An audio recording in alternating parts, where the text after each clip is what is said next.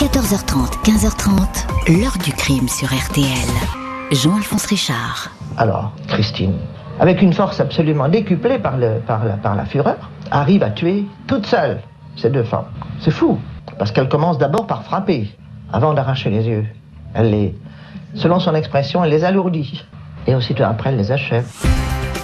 Bonjour, les arracheuses d'yeux. C'est comme cela que l'on présente aujourd'hui encore Christine et Léa Papin, les sœurs Papin, couple indissociable entré dans la légende du crime d'une façon tout aussi horrible que spectaculaire.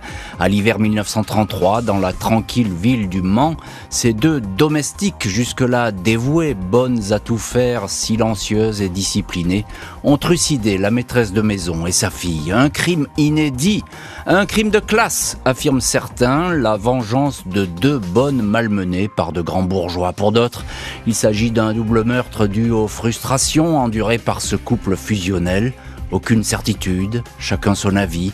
Christine et Léa Papin, reconnues saines de corps et d'esprit, vont être jugées et échapper à la peine capitale, notamment grâce au travail d'une avocate.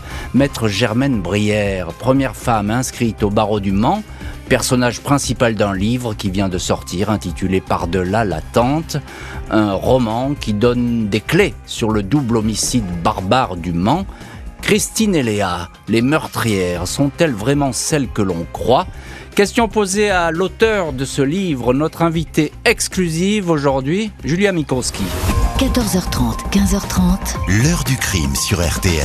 Dans l'heure du crime, aujourd'hui, le double meurtre des sœurs Papin, le combat de l'avocate Germaine Brière. À l'hiver 1933, une épouvantable scène de crime vient briser la quiétude de la bonne ville du Mans. Derrière les murs d'un pavillon, l'insoutenable et l'indicible. Ce jeudi 2 février 1933, peu après 19h, René Lancelin, ancien avoué, directeur au Mutuel du Mans, revient de son cercle et rentre chez lui. Il fait froid et la nuit enveloppe déjà la ville. La porte du numéro 6 de la rue Louis Bruyère devrait être ouverte, mais elle lui résiste. Curieux, celle-ci n'est jamais fermée à cette heure-ci. Il appelle, mais personne ne répond. Aucune lumière n'est visible derrière les rideaux du rez-de-chaussée et les volets clos des étages. Lancelin est intrigué.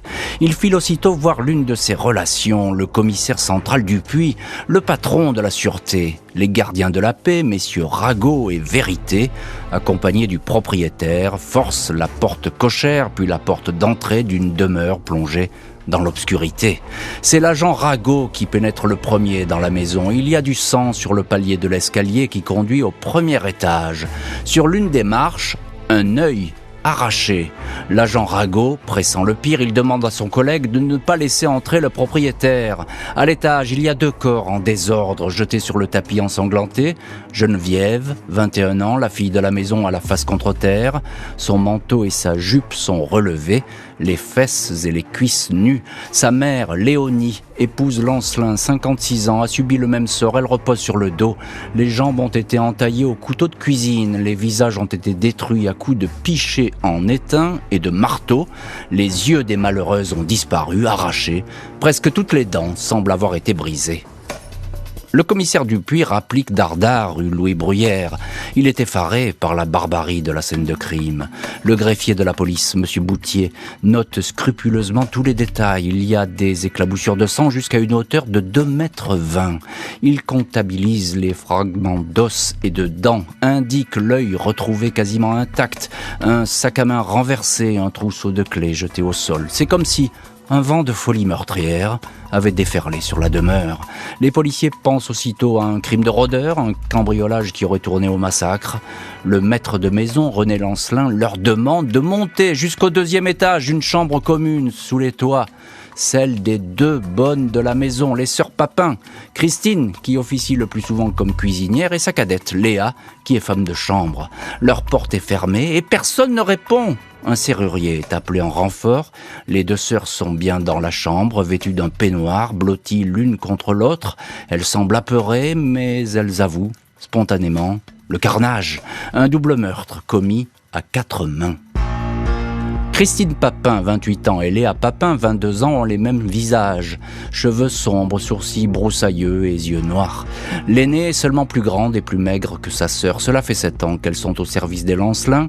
Elles ont toujours donné satisfaction à cette famille de notables. Les patrons sont sévères, les réprimandes fréquentes, mais Christine et Léa, plutôt bien payées, ne se sont jamais plaintes.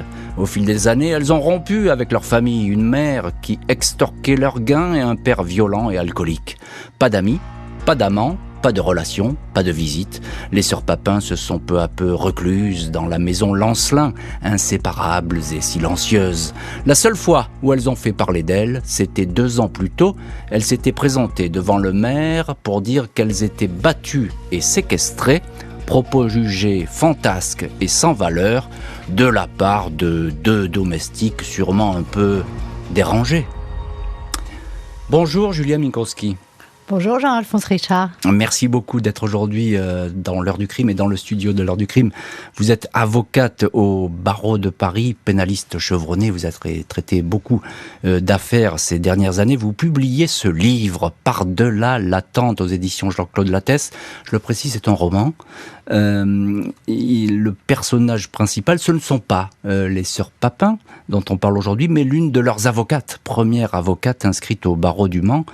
Et à l'époque, une femme avocate, c'est pas le cas aujourd'hui, et tant mieux, mais à l'époque, c'est vraiment rarissime, et c'est une première. Il s'agit donc de Germaine Brière, maître Germaine Brière. On va parler d'elle beaucoup dans les chapitres suivants. Je voudrais juste un mot, Julia Minkowski. Pourquoi vous êtes intéressée à cette femme? Finalement, les vedettes dans cette histoire, ce sont les sœurs Papin, et puis les personnages sont un petit peu annexes autour. Pourquoi cette femme, Germaine Brière? Dans le prolongement d'un travail que j'effectue ces dernières années sur les femmes pénalistes et d'un premier livre que j'ai publié avec Lisa Vignoli, Portrait de femmes avocates contemporaines, je me suis posé la question de savoir, mais finalement, est-ce qu'une femme avocate a déjà accompagné un client à l'échafaud? Puisqu'il faut savoir qu'à l'époque de la peine de mort, les avocats de la défense assistaient aux exécutions. C'était même obligatoire, je crois. C'était prévu par le code de procédure pénale. Leur présence était obligatoire. Mais je n'avais jamais lu de récit de femmes sur une exécution, ni jamais entendu parler d'une femme avocate qui aurait pu accompagner son client à la guillotine. Et c'est comme ça que j'ai fait la rencontre de maître Germaine Brière, que je suis tombée sur son nom. Elle est la première ou la deuxième, il y a un débat d'historiens, femme avocate, à avoir assisté à une exécution. Et en creusant un peu, j'ai appris qu'elle avait été l'avocate des sœurs Papin. Et évidemment, quand on est friand de faits divers, ce qui est souvent le cas des avocats pénalistes comme moi, c'est une affaire qu'on connaît très bien, c'est une affaire qui est assez fascinante. Et jamais je n'avais entendu dire que les sœurs Papin avaient été défendues par une femme. Ouais, donc, j'ai rencontré Germaine Brière, c'est ça qui m'a amenée à l'affaire des sœurs Papin. Et elle a tout un parcours, vous l'expliquez d'ailleurs dans votre livre, parce qu'à l'époque, devenir avocate, avec un E à la fin, c'est très difficile. Il faut même produire un certificat de virginité. Donc c'est incroyable. Aujourd'hui, ça paraît démesuré, mais à l'époque, c'est totalement fou. Et elle est mal vue d'ailleurs. Aujourd'hui, ça paraît dément, évidemment. Alors, à l'époque, ce n'était pas un prérequis obligatoire. C'est ce qui lui a été demandé à elle. Les femmes peuvent être avocates depuis le début du XXe siècle. On parle souvent de Jeanne Chauvin, première avocate de France, au début du XXe siècle.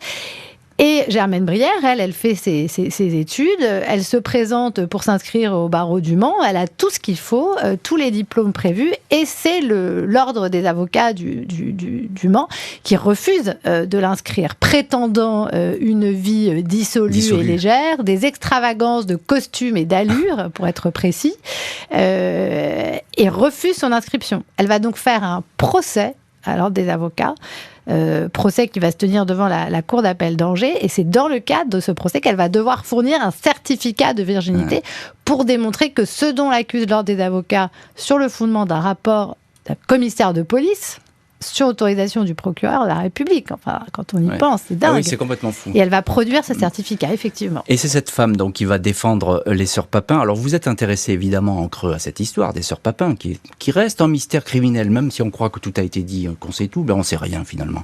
Et on va en parler, on va essayer d'en savoir plus avec vous. Vous êtes allé rue Pasteur voir la maison Lancelin, famille bourgeoise qui a des domestiques attitrés. À l'époque, c'est ça, les sœurs Papin, ce sont des domestiques à demeure, comme on dit. Oui, la maison des Lancelin était rue Bruyère, au Mans. C'est une rue charmante, cossue, avec des maisons qu'on appelle des mancelles, des maisons typiques du Mans. C'est une famille bourgeoise. René Lancelin était ancien avoué, il travaillait dans les mutuelles. Et ils avaient à demeure l'heure de bonne, ce qui était fréquent pour une famille aisée comme celle-là à l'époque, de notables. Une cuisinière, Christine, et une femme de chambre, sa petite sœur, Léa. Alors on est face à un crime épouvantable, selon les déclarations des sœurs, qui vont beaucoup évoluer, on va le voir au fil de cette enquête. Elles auraient arraché les yeux alors que leur patronne était vivante, c'est ce qu'on dit tout de suite. Oui, et c'est ce qui a été confirmé par le légiste de l'époque. Le mot scientifique, c'est énucléation, qui moi personnellement me fait frémir à chaque fois que je l'entends ou que je l'écris. On voit le geste qui est épouvantable. Donc effectivement, les policiers, ils n'ont jamais vu ça. C'est une scène de crime horrible, hors norme. Même les experts, ils sont surpris. Oui, on dit communément que dans les annales des crimes, c'est le seul cas où des yeux ont été arrachés vivants, à des victimes vivantes. Oui, donc c'est un cas rarissime dans la chronique criminelle. On peut le voir comme ça, et pour les légistes, c'est effrayant. Alors un mot encore, Julien Mikowski, sur ces sœurs Papin. Elles sont quasiment recluses. On a le sentiment un peu que cette maison Lancelin, c'était devenu une cocotte minute. Ça allait exploser. Oui, on s'interroge vraiment sur la drôle d'ambiance qui devait régner sur cette demeure. Ce que j'ai appris dans le cadre de mes recherches, il y a évidemment beaucoup d'ouvrages qui ont été écrits sur les sœurs Papin, c'est que René Lancelin, à cette époque, il est poursuivi par la justice. Il est poursuivi pour escroquerie, justement, dans une affaire de mutuelle.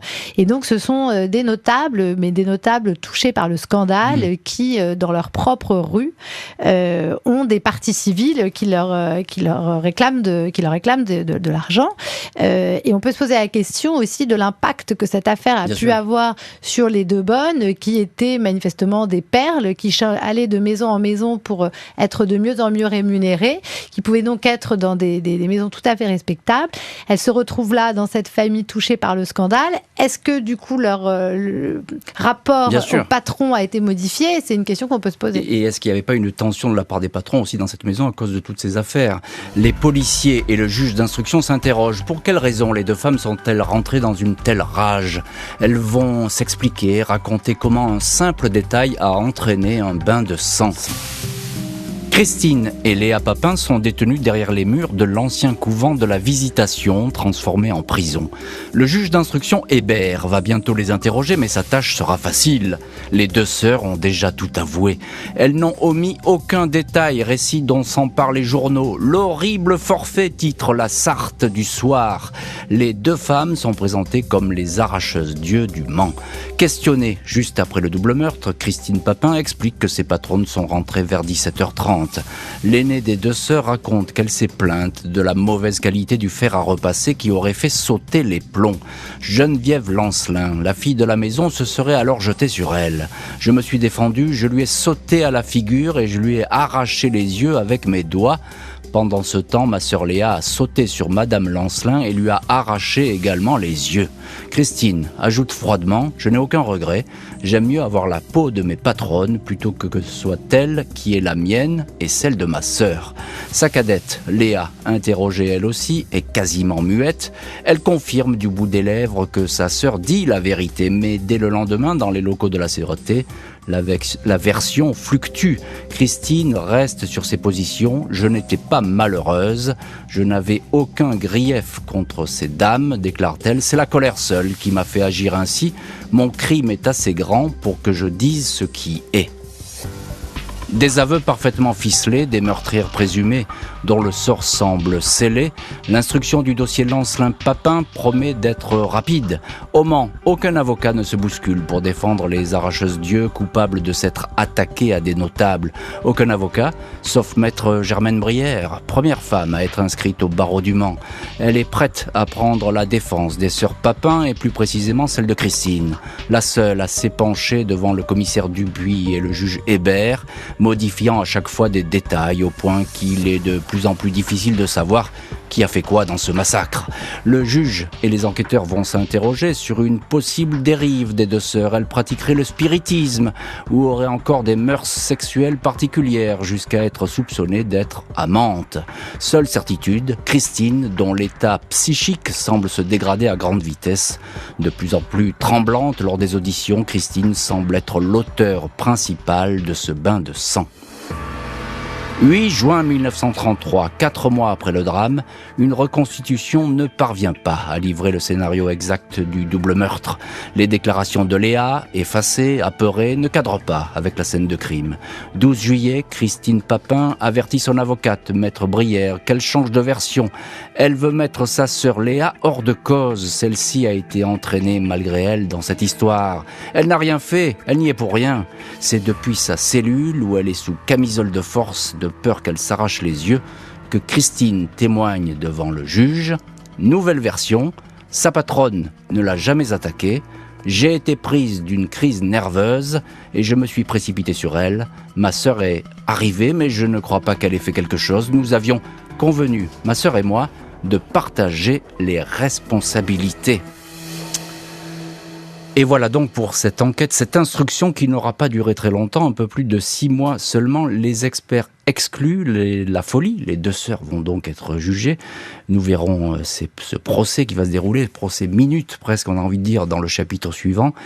Et voilà donc à ce stade de l'histoire l'entrée en scène de maître Germaine Brière. Julia Minkowski, vous consacrez un livre qui s'appelle Par-delà l'attente, qui sort chez Jean-Claude Lattès, justement sur le travail de maître Germaine Brière et notamment dans cette affaire. Elle détonne dans le paysage judiciaire. Première femme avocate au Mans. Pourquoi elle s'intéresse comme ça tout de suite aux abominables sœurs Papin que personne n'ose approcher et ne veut défendre? Alors, pourquoi, en vrai, comme on dit, on ne le sait pas. Voilà. Moi, comme vous l'avez précisé au début de l'émission, j'ai écrit un roman, donc je me suis mise à la place de cette femme avocate et j'ai essayé de comprendre, en regardant sa vie, son parcours, les raisons qui avaient pu l'amener à s'intéresser à cette affaire. Maître Germaine Brière, on le voit dans les chroniques judiciaires de l'époque, c'est une avocate très habituée de la cour d'assises du Mans, du tribunal correctionnel, des tribunaux correctionnels d'arrondissement, et on voit bien que ses clients sont toujours des gens d'origine modeste.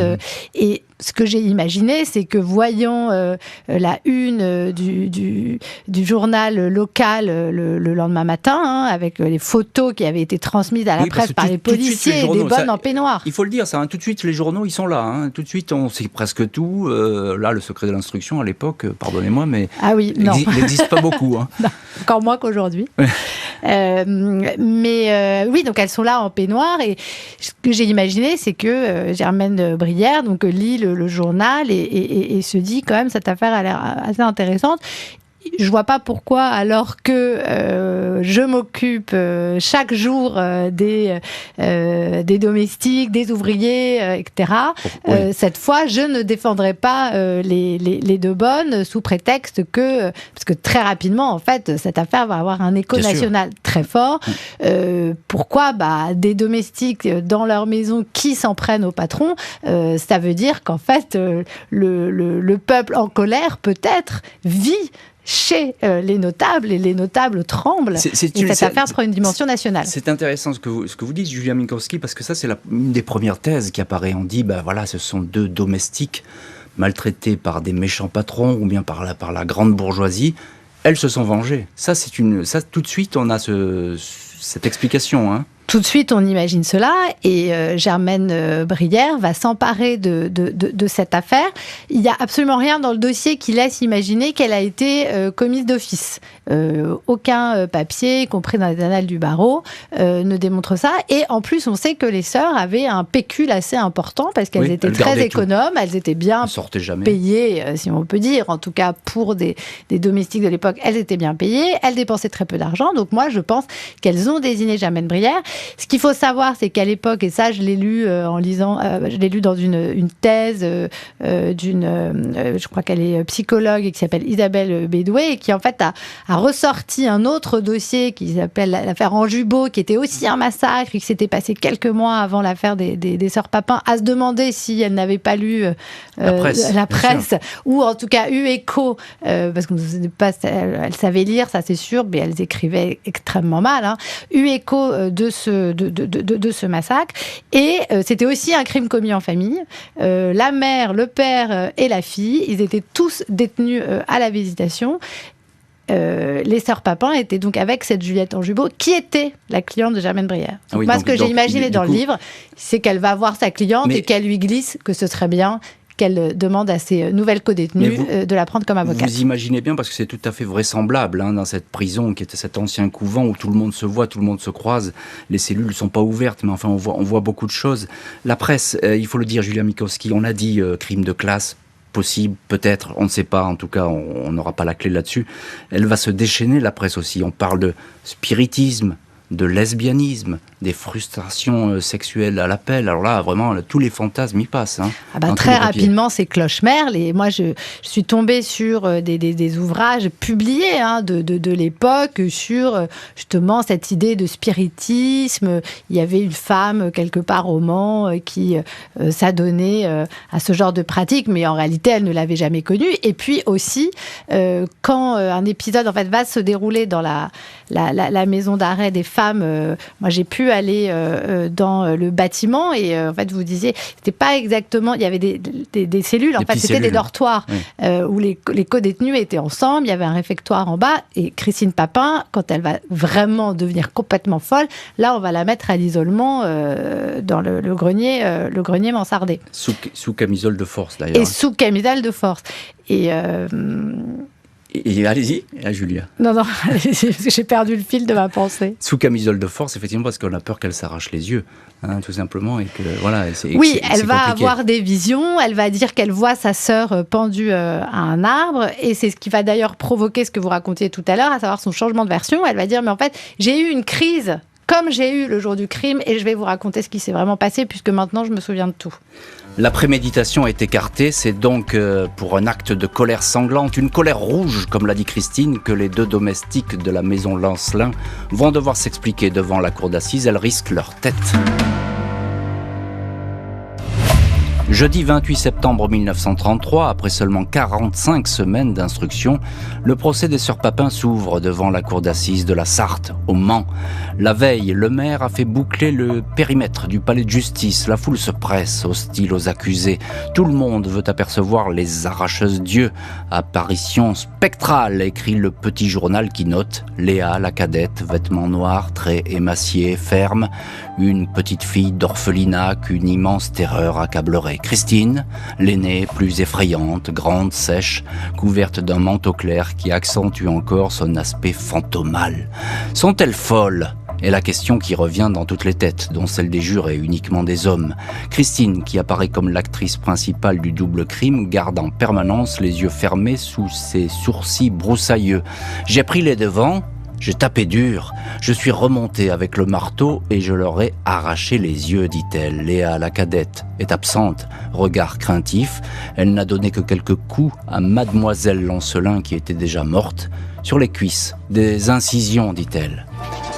Malgré le carnage, un raffinement de cruauté, écrit le légiste, 3 médecins ont conclu que les accusées n'étaient pas démentes. L'avocate de Christine, maître Brière, se démène pour instiller le doute. Pas folle peut-être, mais c'est bien la colère qui a altéré les jugements des deux sœurs. L'avocate fait citer le docteur Logre, c'est son nom, docteur de la préfecture de police, un médecin spécialisé dans les maladies mentales. Il raconte cet étrange duo que forment les sœurs Papin, la personnalité écrasante de l'aînée sur la cadette. Selon lui, des examens psychiatriques plus poussés sont nécessaires pour juger les accusés. Un supplément d'enquête s'impose. Dans la salle chauffée à blanc, la requête du médecin est écartée. 3 de ses confrères le contredisent. Les sœurs Papin avaient bien toute leur tête quand elles ont tué, disent ces médecins. Et la partie va donc être dure pour la défense et l'avocate Germaine Brière. On retrouve dans ce studio de l'heure du crime notre invitée Julia Minkowski, avocate au barreau de Paris, auteure du livre Par-delà l'attente chez Jean-Claude Lattès, qui raconte un petit peu l'aventure de Germaine Brière, le parcours de cette avocate hors norme, il faut un peu le dire comme ça, avec en tout cas un dossier hors norme sur les bras. Elle veut, à ce procès, tout de suite installer le doute, Germaine Brière. Elle dit, peut-être elles ne sont pas folles, mais il y a un truc qui s'est passé, psychiatrique, psychologique, qui n'était pas normal. Oui, elle commence d'abord par demander une nouvelle expertise, ce qui a été refusé par le juge d'instruction. C'est refusé de nouveau par le président de la cour d'assises, et elle va faire quelque chose d'assez original, c'est de dire aux jurés, messieurs, puisqu'à l'époque, il n'y a que des hommes. Il n'y a que des hommes, comme aujourd'hui, tirage au sort sur les listes électorales, pas de femmes en 1933. Donc elle leur dit, messieurs, ne rendez pas de verdict, opposez-vous aux magistrats et demandez vous-même à ce qu'une expertise soit diligentée. Ce que la cour d'assises, évidemment, va refuser, ils ne vont pas s'opposer au président. Et ce qu'elle va plaider à défaut de nouvelle expertise, c'est effectivement le crime de colère et colère rouge, comme dit. Et la perte de repères de Christine Papin, qui, en fait, on le voit en lisant les témoignages, glissait progressivement depuis plusieurs mois, depuis plusieurs années, peut-être même vers une maladie mentale très importante, très vraisemblablement la schizophrénie. La schizophrénie, ce qui apparaît, en tout cas, là, tous les symptômes d'une schizophrène, même si à l'époque, c'est pas détecté. Exactement. Comme ça. Et le procureur, à ça, répond avec une métaphore quand même très particulière, mais prenez 2 chiens, le chien enragé, c'est pas de sa faute s'il mord, mais le chien hargneux, oui. Et sa conclusion est de dire, vous avez ici 2 chiennes hargneuses et non pas 2 chiennes enragées. C'est comme ça que le procureur désigne les accusés, ce qui a dû être absolument insupportable pour la femme qu'était cette avocate Germaine Brière. Alors Germaine Brière, elle fait entrer, j'ai envie de dire, elle fait entrer pour la première fois presque aux assises la psychiatrie, même c'est pas on l'a déjà évoqué, mais là elle s'en sert et on a l'impression que effectivement elle compte là-dessus pour que ça fasse basculer ce procès.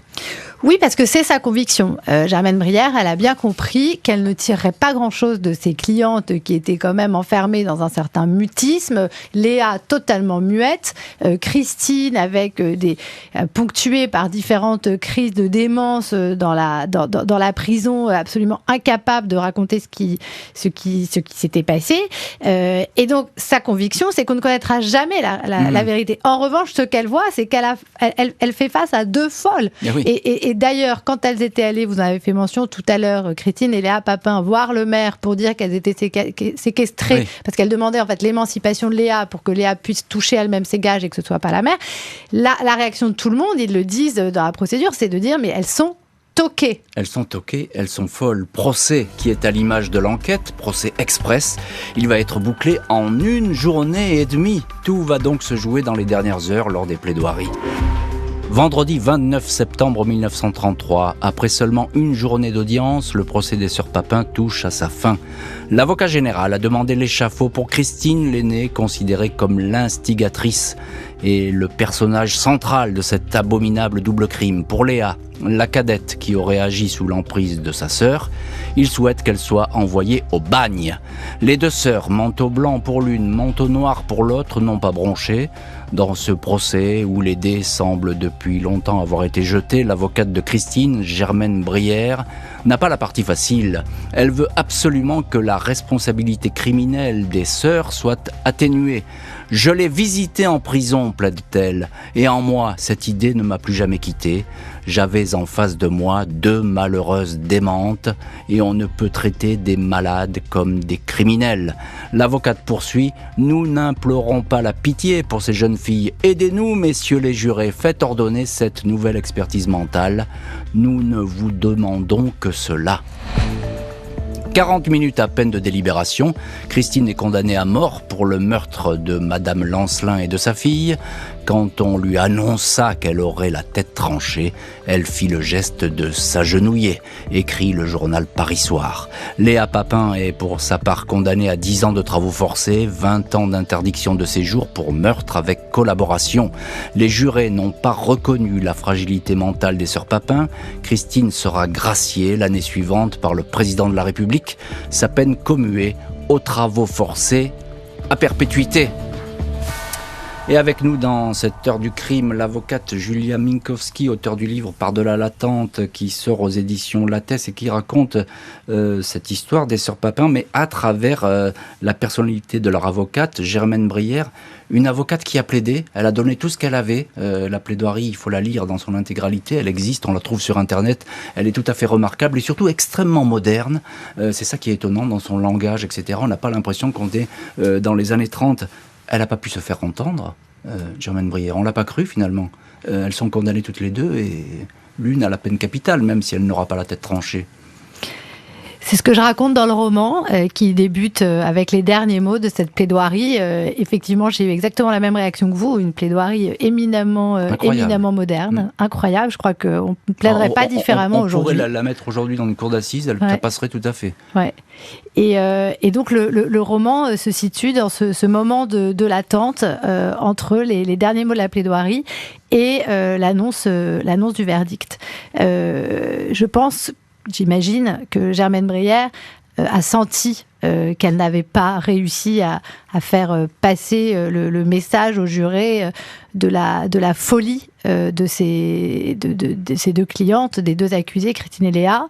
Elle a plaidé à défaut de nouvelle expertise mentale pouvant déterminer l'abolition du discernement. Ce qu'elle a plaidé, ce sont les circonstances atténuantes avec une altération en fait du discernement pour essayer de faire baisser la peine, d'éviter évidemment la peine capitale à Christine et de faire en sorte que Léa ne se retrouve pas au bagne. Mais ce que j'ai imaginé, c'est que justement, sa plaidoirie s'achevant, elle met en doute sa stratégie de défense, et puis parfois elle reprend espoir, parce que ce moment de l'attente du verdict, il est très particulier pour un avocat. Déjà, vous ne savez pas combien de temps ça va durer. Ça peut durer 40 minutes, comme là. Oui, c'est un moment de flottement, incroyable, comme ça peut durer 6 heures. Vous ne savez pas. Vous êtes incapable de quitter le palais, encore moins à l'époque où il n'y avait pas de téléphone portable, parce qu'il faut que vous soyez présent au moment du verdict, et puis on ne va pas vous attendre pendant 2 heures non plus. Et de toute façon, votre esprit est tellement absorbé par le procès que vous venez de plaider qu'il est absolument impossible pour vous de vous éloigner. Et donc vous êtes là avec vos doutes, vos moments de désespoir. Exactement. Et puis des moments d'espoir où on se dit mais finalement quand j'ai dit ça, c'était peut-être pas si mal. Et puis tel juré, j'ai quand même eu l'impression qu'il réagissait. Et sait-on jamais, peut-être que ça a porté. Et on parle, vous le savez, on s'attable avec les chroniqueurs judiciaires, les autres avocats, on parle des affaires précédentes. Ça fait 1h30. Est-ce que c'est bon signe? Est-ce que c'est mauvais signe? Ah bah dans telle affaire, chacun ça a duré 3 heures. Exactement. Ça a duré 3 heures, ils ont tous eu la tête tranchée. Ah mais non, moi ça avait duré 3 heures aussi, et tout le monde a été acquitté. Et donc c'est ce moment-là que je voulais raconter dans le roman. Alors encore un mot, Julia Minkowski. Et elle n'a pas gagné, effectivement, Germaine Brière. Bon, ça arrive. Elle n'a pas gagné la partie qu'elle comptait remporter. Mais les journaux vont saluer son talent. Je pense notamment à Paris Soir qui fait autorité, c'est un grand journal parisien à l'époque. Il dit « Les jurés n'ont pas compris Maître Brière ». C'est un titre. Donc on prend son parti parce qu'elle a apporté quelque chose au débat. Oui, elle a vraiment renversé la vapeur de la chronique judiciaire. Ils sont venus de toute la France persuadés justement qu'ils allaient assister à un procès de classe. Or, Germaine Brière, et je pense qu'elle a eu tout à fait raison de faire comme ça, elle ne s'est absolument pas fondée sur cette théorie-là pour obtenir des circonstances atténuantes des domestiques maltraités qui se seraient vengés. Ils ont donc tous été surpris qu'elle choisisse de plaider cette abolition du discernement, qu'elle choisisse de plaider la folie, et ils ont manifestement tous été convaincus de ça. Et ce que vont dire certains chroniqueurs judiciaires, c'est que manifestement la composition du jury, puisque vous avez la ville du Mans, mais vous avez aussi des alentours avec beaucoup de paysans, etc., des gens qui à l'époque sont très peu éduqués, il n'était pas possible de faire passer un message aussi complexe que le message lié à la folie, surtout quand des experts ne sont pas d'accord et que experts officiels, le collège d'experts refuse cette abolition du discernement. Mais on saura plus tard qu'un des experts lui-même, dans des écrits, estimait qu'il s'agissait d'une mascarade et qu'il n'avait pas d'autre choix avec cette pression sociale que de conclure au discernement et à la possibilité de condamner les deux bonnes. Les deux condamnés sont emprisonnés, chacune de leur côté. Christine, qui avait déclaré « Dans une autre vie, je devais être le mari de Léa », ne reverra plus sa sœur. Christine Papin, qui a été graciée, a échappé à l'échafaud, ne va pas survivre longtemps à la détention. Transférée à la prison de Rennes, elle cesse de s'alimenter, puis sombre dans la schizophrénie.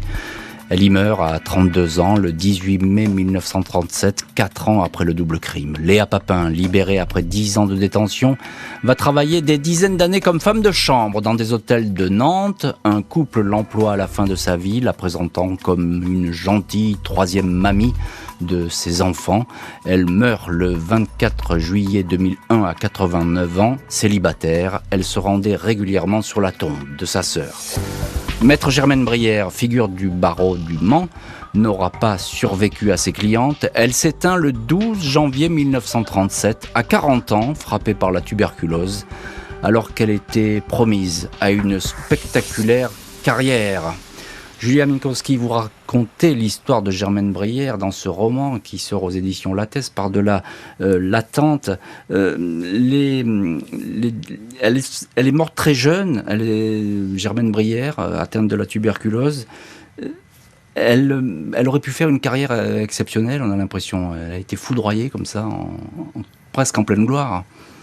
Oui, et c'est aussi ce qui m'a intéressée évidemment dans ce personnage qui a un destin profondément romanesque à tout un tas d'égards, et notamment en raison de sa mort prématurée.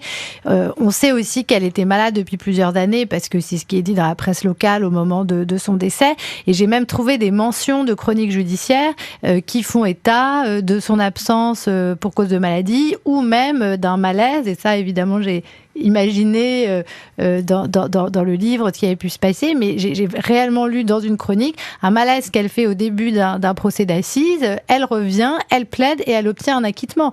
Donc c'était un sacré personnage. Est-ce qu'en tant que femme, elle aurait pu véritablement faire une grande carrière au-delà du Mans dans ces années-là? J'en suis pas certaine. Oui, mais en tout cas, ce qui est certain, c'est qu'elle a été empêchée par ce décès prématuré. Mais on a envie de croire qu'elle aurait fait une grande carrière parce qu'elle avait cette hargne et cette capacité. Oui, elle avait une détermination. Et elle était très en avance sur son temps. Donc elle aurait pu être la première ténora connue de tout le pays. Question, les deux sœurs Papin n'étaient, vous le dites dans vous l'écrivez dans votre livre, les deux sœurs Papin n'étaient pas deux, mais elles étaient trois. Alors ça, on est dans la psychanalyse. Il y a quoi? C'est un démon autour des sœurs Papin qui les agite et les met comme ça en effervescence. On parle toujours des sœurs Papin. Donc on a Christine, on a Léa et on a ce couple, les sœurs Papin. Et ce couple indissociable. Les rumeurs sont allées bon train. La réalité, c'est qu'on n'en sait rien. L'énucléation a aussi nourri ses fantasmes, parce que finalement, si elles ont arraché les yeux des patronnes, c'est peut-être qu'elles avaient vu quelque chose qu'elles n'auraient pas dû voir. Après, Christine était cuisinière et en fait, elle les a préparés comme des lapins, et donc elle a enlevé les yeux comme des lapins. Donc, on ne peut rien tirer de tout ça de certains. Mais oui, très certainement, sans cet effet d'entraînement qu'on appelle la folie à deux, qui existe en psychiatrie, qui a été analysée au sujet même des sœurs Papin par Lacan, qui en avait fait une thèse, petit ouvrage que j'ai lu. Alors, je reconnais que j'ai pas tout compris, et quand j'en parle avec des psys, ils me disent non mais c'est normal, Lacan, on comprend jamais rien. Eux non plus. Voilà. Mais oui, il y a vraiment, sans le couple, sans cette entité, les sœurs Papin, ni Christine ni Léa n'auraient certainement pu commettre ces atrocités. Dernier mot, et très court, parce qu'on arrive au bout de l'émission. 90 ans après, c'est toujours un fait divers hors norme, les sœurs Papin. Oui, c'est hors norme parce que c'est ce qu'on appelle un crime immotivé, c'est-à-dire sans mobile connu. Ça arrive, et les gens, de façon générale, ne supportent pas ça. On a envie de savoir pourquoi, mais parfois, on ne le sait pas, et même les avocats de la défense, contrairement à une idée répandue, on recueille assez peu de confidence absolue de nos clients. Et donc, il y a des crimes immotivés et je pense que c'est pour ça que ce crime continue de fasciner. En tout cas, moi, il m'a fasciné dans la lignée de plein d'autres.